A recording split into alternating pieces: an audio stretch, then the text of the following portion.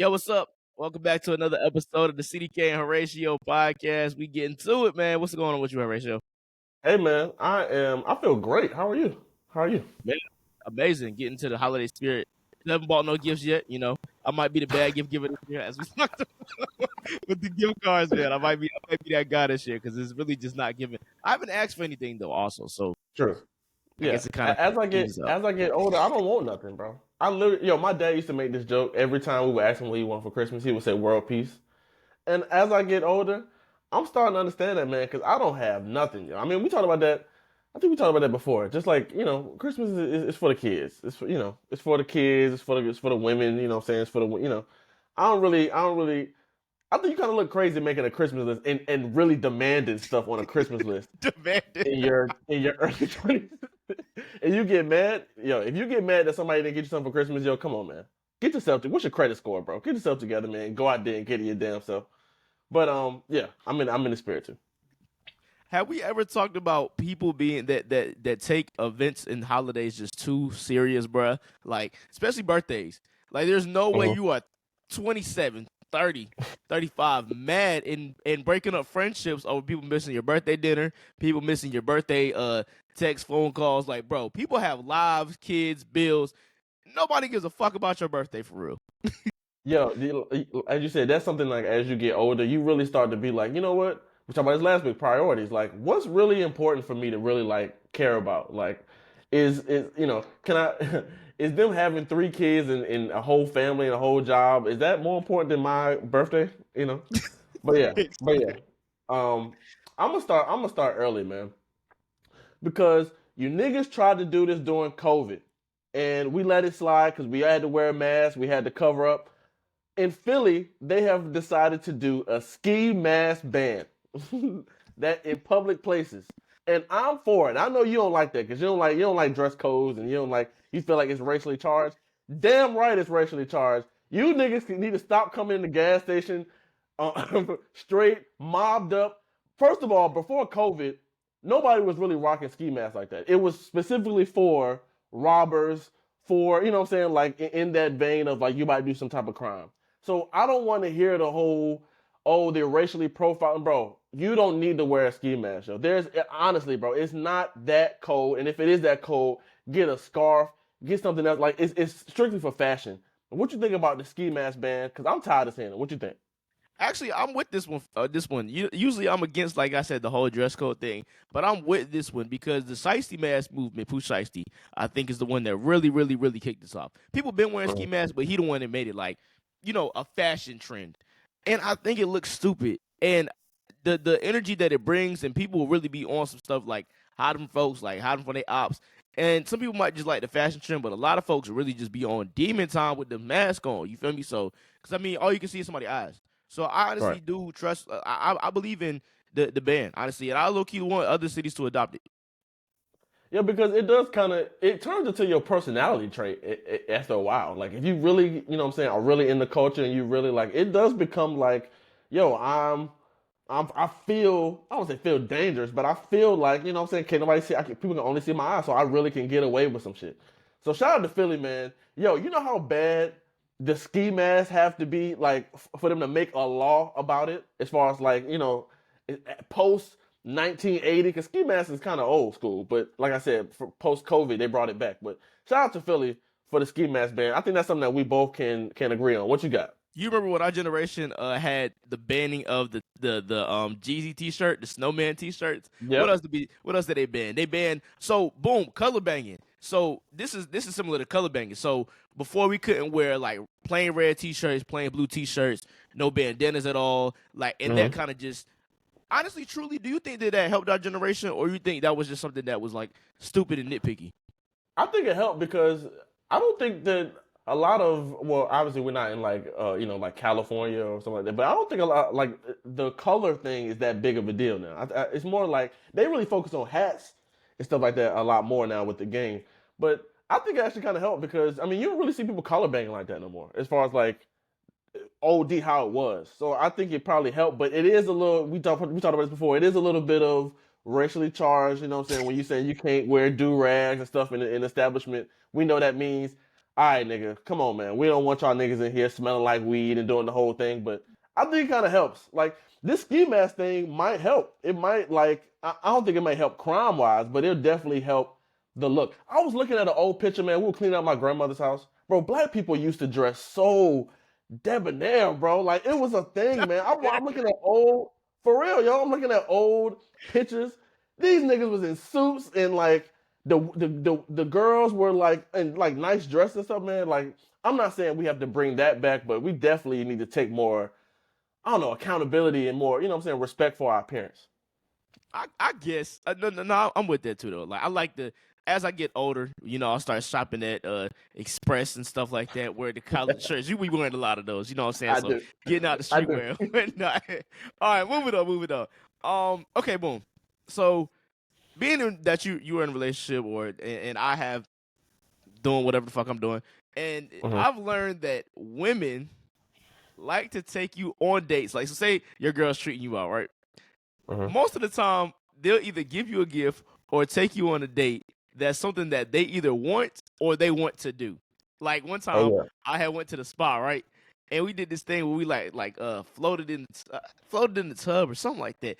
I don't know what it Mhm. was. It was really relaxing. I appreciated it. However, this is somewhere I had seen her like her TikToks. We got like this little thing where we send TikToks back and forth and whatnot. She been looking at that. She wanted me to take her there for real, for real. I guess I was taking so long, so she wanted to go. It was like, oh, you been on the road so long, you been stressing and whatnot. I think this is gonna be good for you, and it really is something that she wanted to do. So she made up for that by saying I'm gonna take you out, but it's really she wanted to do it. She didn't want to do it by herself for real. Yo, women don't have any game. First of all, because they're not used to having to, for real, they're not used to having to be the ones that go out there and court you. Second of all, I saw that on your story and I said, this does not seem like something that you would do. But I was like, I was going to text you like, yo, because I love those. Because I Yeah. meditate, I do that whole thing. I was like, yo, I know this is not your choice. So when you saying that just now, made me be like, okay, that was your girl's choice. But yeah, women don't have any game, bro. They so used to being the ones being courted or the ones being the ones that's being out having guys make the whole date or plan the whole thing, treat them like a princess, if you will. So the stuff really do be whack. Women really can't. I mean, even if you look at, hey, this is me spoiling my man, it'd be Nike dress suits and just cooking dinner. It'd be whack stuff because Yes, we bro. don't need a lot. We really don't need a lot. A lot of that stuff that is romantic, like that wasn't romantic for you. You could have took some head in Hulu. You know what I'm saying? You would have been so much better. You would have been like, yo, this girl is amazing. But they want you to love them how like they want to be. You know what I'm saying? Like they want to be romanticized in that way. And that's cool because we can appreciate that. We can, and sometimes we don't realize the value in that. The value of that thing that you just did, or the value of me going to get my nails done, or something small that I wouldn't do that they would do, but they would treat it like I wanted to do it. You know what I'm saying? Yeah, But yeah, facts.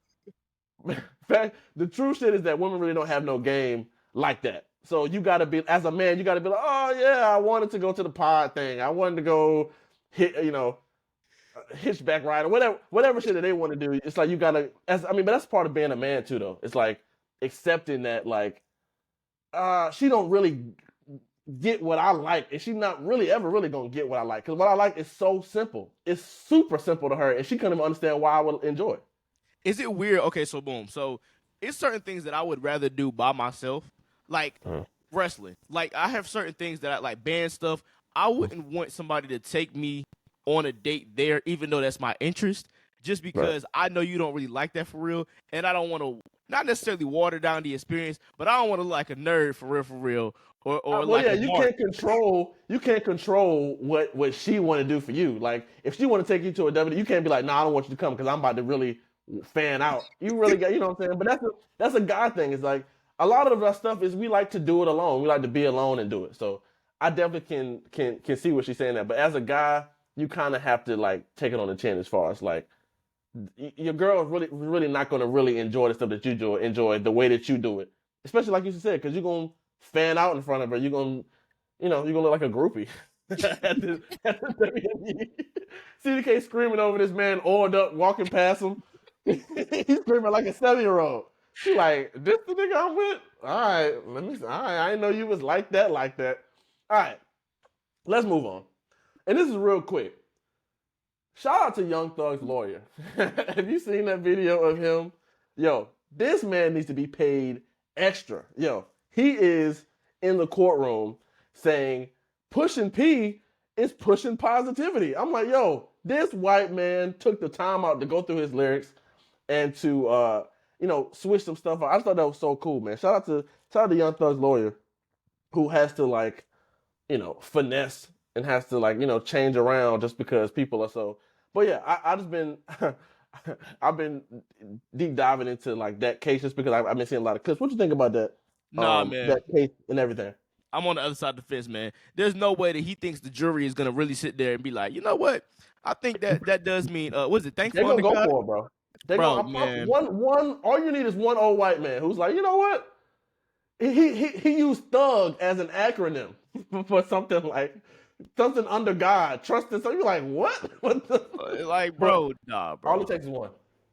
I All it don't takes think, is and one. then the fact that thug is a old slang term too, like gangster is kind of up there with that. Old people know what Mm-hmm. that means. But I did see that somebody just recently got thrown out the case, or one of the jury, I guess, because you're not supposed to know anything about. Like for R. Kelly, it took them a long time to find people for the jury because so many people heard about surviving R. Kelly. You can't have any Right. previous bias to the case before entering. So that's where Mm-hmm. they have a lot of old people that don't know anything about Young Thug or anything about hip hop or don't even care for real. So I Right. mean, I guess they may actually help in his case, like you said. But some of the stuff I've been watching, like yesterday about his case, I saw they were talking about. He was reading lyrics talking about bodies on bodies, and he was talking about is he talking about bodies that he dropped when he was a football star, or is he talking about bodies that he's caught when having sex with women? Like, bro, come on, bro. I love that though, man. I love the fact that that's how shaky the justice system is that you can just what is it that is it really bodies when he was dancing? It's like bro, it's so cool that you can, and that's all you need. So shout out to Young Thug, man. All right. And this really goes out. This next one goes out to all my content creators in the content creator space. Yo, don't give up, man, because I saw a video of a live streamer in London.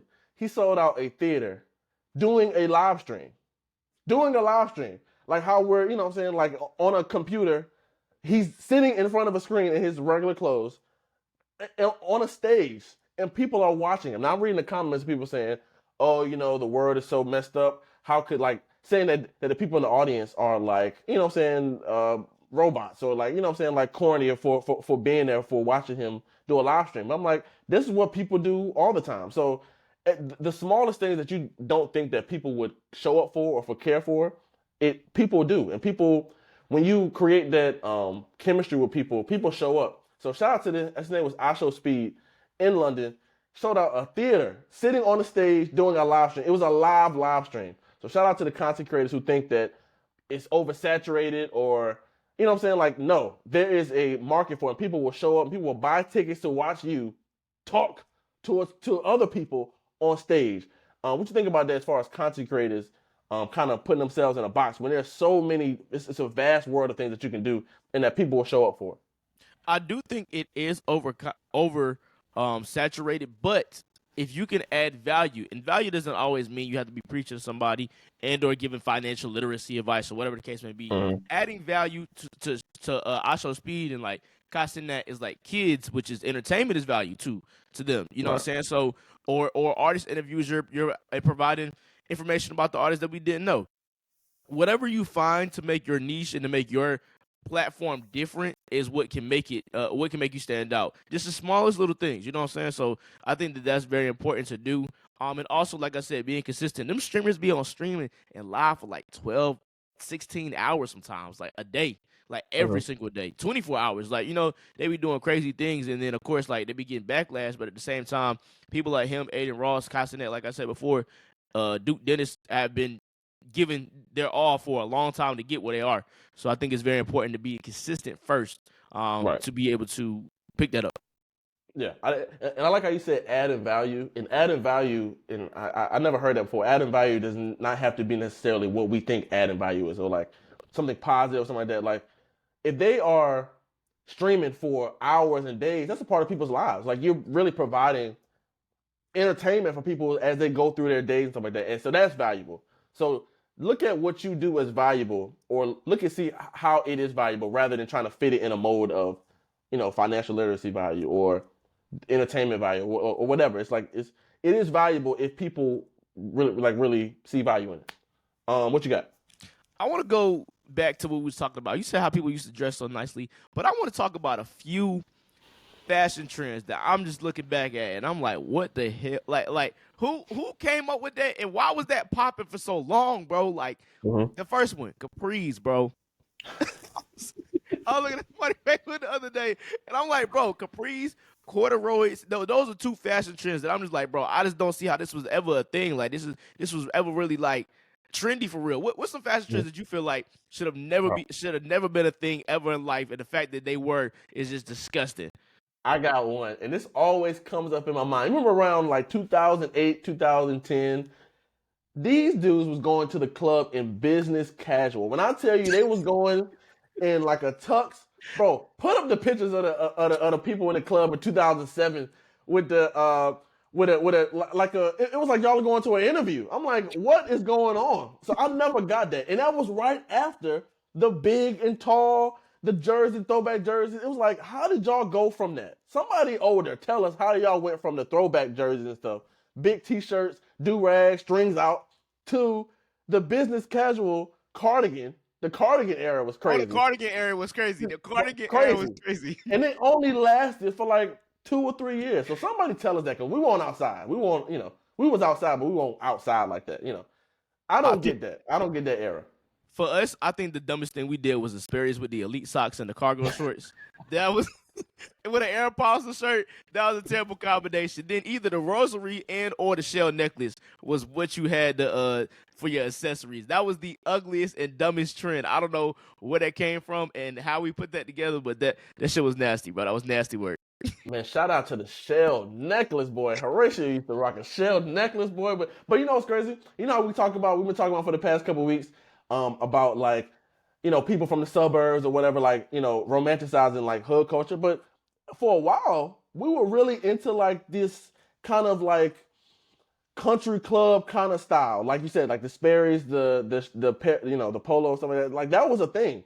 So where did that change? It's like, it's so crazy how fashion works, because that means that now people are rocking something that we're gonna clown in the next 10 years. But it's like, it's hard to see it when you're in it. So shout out to the people who've been older, and that's the blessing about getting older. You can go through these different fashion choices and look back on like, wow, that was crazy, or wow, that was hard. So shout out to the people who've been going through and changing.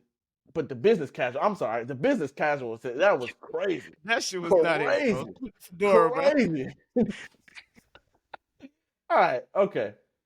This is my better days to come. We can go ahead and wrap it up. Um, Traditional is not for everybody. I saw this story about Shirley Ralph. Y'all know Shirley Ralph. She was the mom of Moesha. She's on Abbott Elementary. Her and her husband have been married for 15 years, and they just decided to move in together after 15 years. She was living in LA. He was living in Philly. And that just shows that, man, first of all, keep everybody out your business, one. Because everybody's going to have an opinion on what you do. But traditional is not for everybody, man. Like, they obviously have been able to make it work for 15 years, living in on two separate coasts. You know what I'm saying? So the fact that, what we're pushed and what we're, told is a successful marriage or relationship or successful anything is not the case. What works best for you works best for you. And I definitely want to get that piece in about like, stop telling people your business, because a lot of times you can, like, imagine if a girl was to tell her girlfriend that situation, her friends might be negative and say, oh, well, he's cheating on you, or you might have to look out of this or whatever. But a lot of that stuff, people are not in your relationship. So traditional is not for everybody. Do what works best for you, and there is no blueprint that you have to follow that is success. And I think that the more that you try to do that, the more separation or distance that actually creates. Like, you actually trying to put yourself in a mold to try to, live your life a certain way based on what you were told, creates more separation on what you really like, and because that works best for them. But yeah, shout out to Shirley Ralph and the whole thing. I just thought that was great. Traditional ain't for everyone. I'm gonna actually do a spin off that. Don't tell everybody your vision. Sharing your vision with everybody can deter you not only just from like friendships, relationships, whatever the case may be, just because they don't understand how you see it. Of course, because it's your vision and what your plans are for it. That can also sometimes deter you from doing what you planned on doing to begin with, especially if this person is close to you, means a lot to you, and you trust them or you trust their judgment, respect their judgment. It can deter you from what your original plan was, and that can either prolong your process or it can get to the point where you don't even do the process anymore. You switch away from your goal, your passion, and your purpose.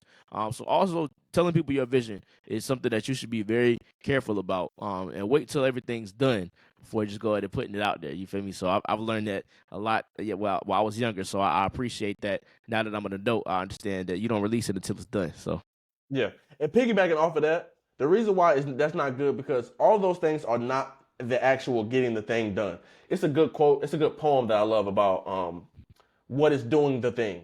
Like talking about doing the thing isn't doing the thing. Reading about doing the thing isn't doing the thing. Like the only thing that's doing the thing is doing the things. But I'm telling you, it does feel good to talk about yourself in that light when you have something coming up. But that's not doing the thing. It's not the thing that's going to make it actually happen. And the adoration that you want from that will be so much grander when people see the thing that you did rather than you tell them that. So mm-hmm.